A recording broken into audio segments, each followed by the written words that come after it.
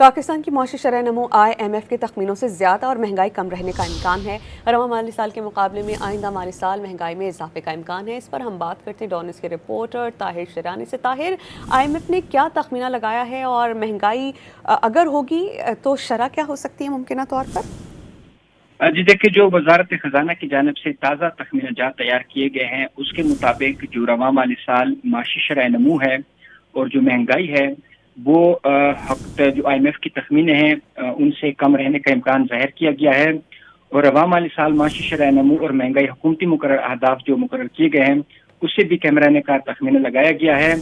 تاہم رواں مالی سال کے مقابلے میں آئندہ مالی سال مہنگائی میں اضافے کا امکان ظاہر کیا گیا ہے۔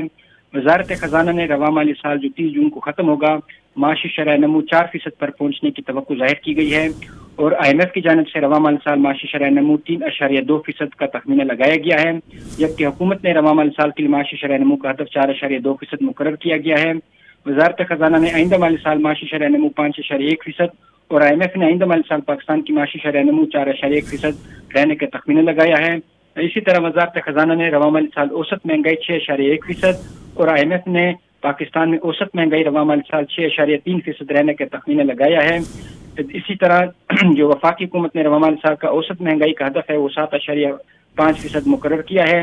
وزارت خزانہ نے آئندہ مالی سال کے لیے اوسط مہنگائی 6.5% رہنے کی توقع ظاہر کی ہے، اور IMF کی جانب سے پاکستان میں آئندہ سال کے لیے مہنگائی کا جو اوسط تخمینہ ہے وہ 7% لگایا گیا ہے۔ جی، مہنگائی کا اوسطاً تخمینہ 7% لگایا گیا ہے۔ طاہر، بہت شکریہ، آپ اس بارے میں ہمیں اپڈیٹ کر رہے تھے۔